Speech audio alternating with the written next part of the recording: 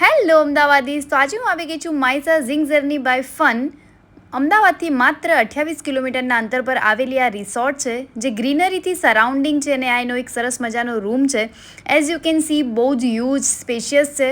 અને અહીંયાની ખાસ વાત એ છે કે તમને નેચરથી જોડાયેલા હશો એવું લાગશે. તમને એવું થાય કે અમદાવાદથી આપણે 2 દિવસ માટે ક્યાંક જવું છે તો તમે ક્યાં જશો? તો આ એક એવી રિસોર્ટ છે જ્યાં તમને સ્પાથી લઈને સ્વિમિંગ પુલથી લઈને દરેક એમ્યુનિટીઝ મળી રહેશે. અને ફેમિલી અને ફ્રેન્ડ સાથે જવા માટેની આ બેસ્ટ જગ્યા છે. અહીંયા વિલાસ પણ છે, રૂમ પણ છે.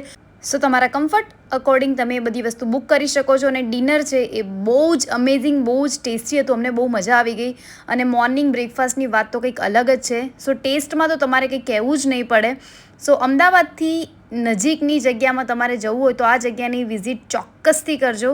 અને મારા મમ્મી પપ્પાને તો બહુ જ મજા આવી ગઈ, કેમ કે આવી જગ્યા પર આવીને કોને મજા ના આવે. અને અમને સરસ મજાનું ઝાડ મળી ગયું. તો સાંભળો મારા પપ્પાના શબ્દો. આ છે સ્પેશિયલ આયુર્વેદિક સિંગાપુરની ચેરી. આયુર્વેદિક તમે જાતે બનાવી દીધી? આમાં કોઈ આર્ટિફિશિયલ કોઈ વસ્તુ નથી, એકદમ નેચરલ. અને સિંગાપુરના ઝાડ અહીં અમદાવાદમાં તમને કોણ સિંગાપુર? તમારા પપ્પા ગયા હતા? મારા દાદાએ વાયા હતા અહીંયા. હા, બરાબર.